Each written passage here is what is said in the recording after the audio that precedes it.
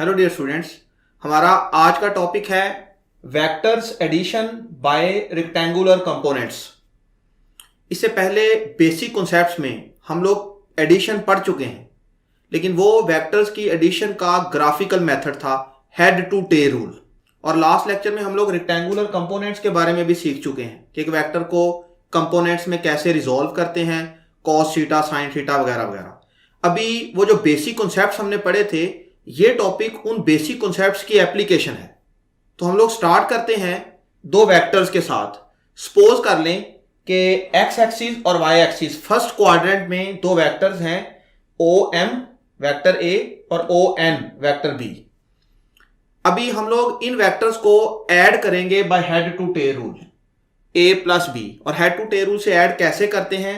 First vector A, इसके head पर second vector की टेल होनी चाहिए, और उसके बाद उन दोनों का रिजल्टेंट कैसे लिखेंगे? फर्स्ट की टेल और लास्ट का हेड। ए और B, head of A tail of B add हो चुके हैं और ये इनका रिजल्टेंट वेक्टर है।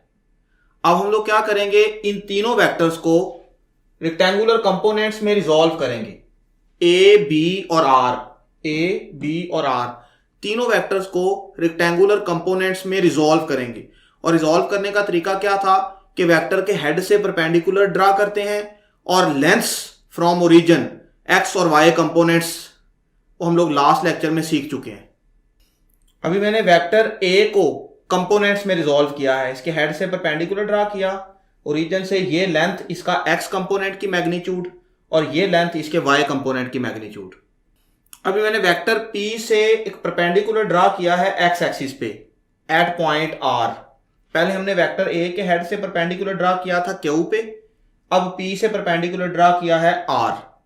अभी यहां पर हम देखें तो इस वेक्टर बी का ये या ये एक ही बात है, एक्स कंपोनेंट की मैग्नीट्यूड है, और ये लेंथ इक्वल है। और हमने अगर इसको ए वाई कहा था तो हम इसको भी ए वाई कह सकते हैं, वेक्टर ए के वाई कंपोनेंट की मैग्नीट्यूड। वेक्टर बी के y कंपोनेंट की मैग्नीट्यूड ये है पी एस बी वाई।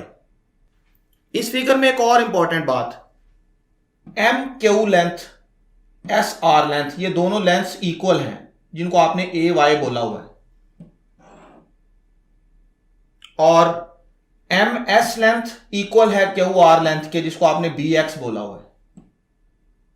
अभी हम दो वेक्टर्स को रेक्टेंगुलर कंपोनेंट्स में रिजॉल्व कर चुके हैं। अब हम लोगों ने क्या करना है?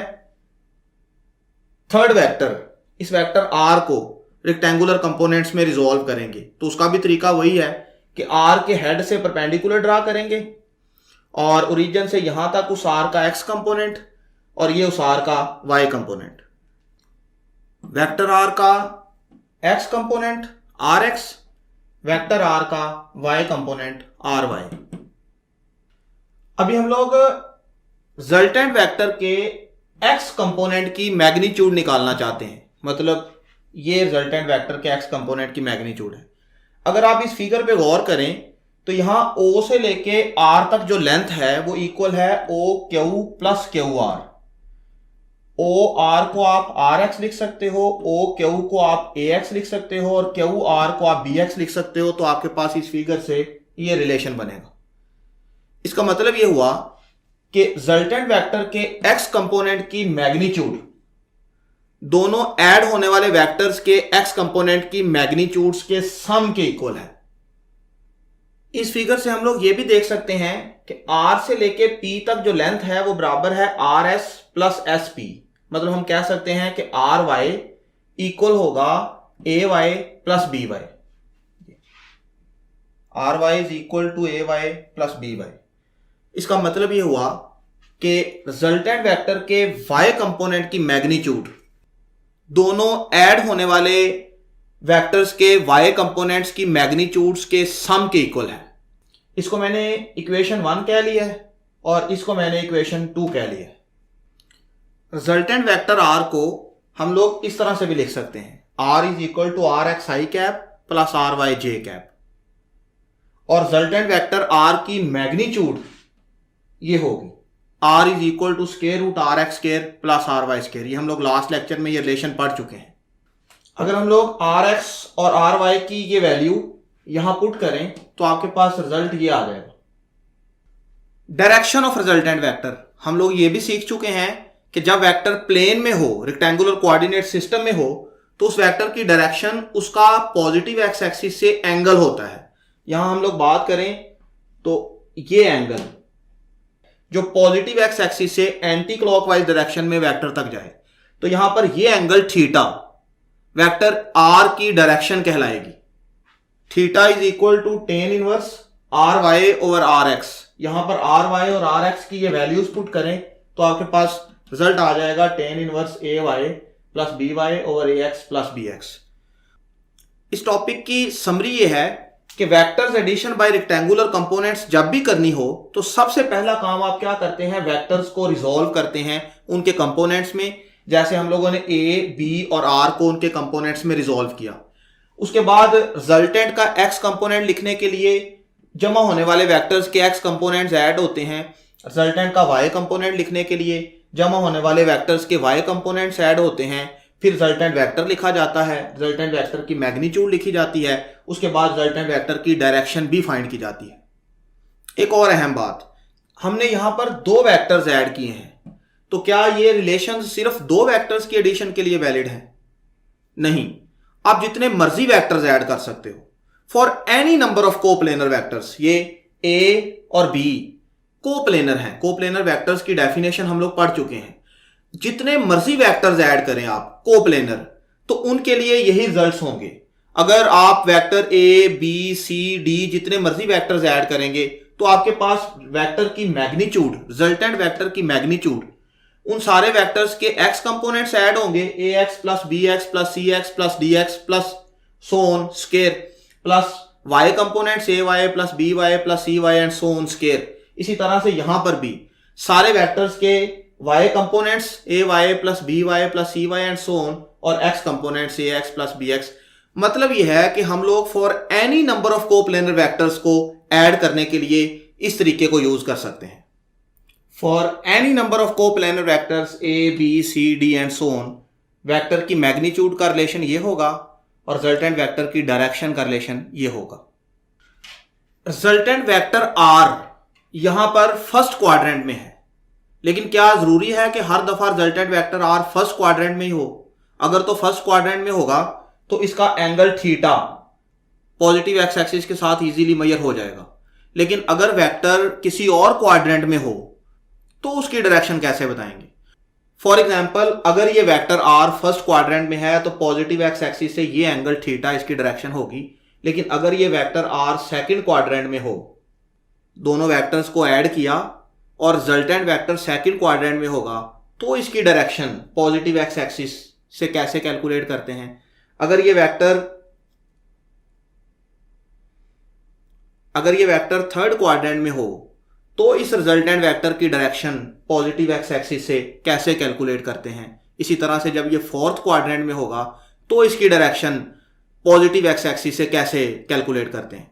डायरेक्शन थीटा के लिए एक बात तो तय है कि एंगल थीटा हमेशा पॉजिटिव एक्स एक्सिस से एंटी क्लॉकवाइज डायरेक्शन में वेक्टर तक आना चाहिए, क्योंकि ये रूल है और हम लोग रूल के अकॉर्डिंग चलेंगे। रिजल्टेंट वेक्टर आर किसी क्वाड्रेंट में भी हो सकता है। उसकी डायरेक्शन कैलकुलेट करने के कुछ स्टेप्स हैं, और पहला स्टेप ये है कि आप लोग ये रिलेशन यूज करेंगे, tan inverse y component over x component of resultant vector. यहां पर आर वाई और आर एक्स के आपने साइंस नहीं लगाने, मतलब पॉजिटिव हो या नेगेटिव हो, आपने यहां पर पॉजिटिव ही लगाना है। ये जो फाई है ये इस रिजल्टेंट वेक्टर का नियरेस्ट एक्स एक्सिस से एंगल होगा। मतलब अगर रिजल्टेंट वेक्टर सेकंड क्वाड्रेंट में होगा तो उसका नेगेटिव एक्स एक्सिस से ये एंगल होगा। अगर वो थर्ड क्वाड्रेंट में होगा तो भी नेगेटिव एक्स एक्सिस के साथ उसका एंगल होगा।